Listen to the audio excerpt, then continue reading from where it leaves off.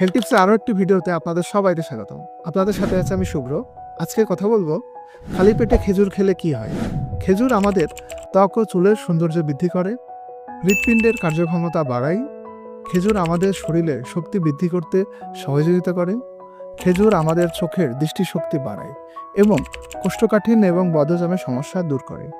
আমরা যারা ওজন কমাতে চাই তাদের জন্য খেজুর অত্যন্ত কার্যকরী। খেজুরে প্রচুর পরিমাণে ফাইবার থাকার ফলে এটা ক্ষুধা কমায় এবং গর্ভবতী মহিলাদের জন্য খেজুর অত্যন্ত উপকারী একটি খাবার, কারণ আমাদের মানব শরীরে থাকা আয়রনের মাত্রা বাড়াতে খেজুর গুরুত্বপূর্ণ ভূমিকা পালন করে এবং মায়ের বুকের দুধ বৃদ্ধিতে এটা অত্যন্ত কার্যকরী। এখন আমরা কতটুকু দিনে খেজুর খাবো এটা আমাদের জানতে হবে। আমরা প্রতিদিন 4 থেকে 5টা খেজুর খাবো।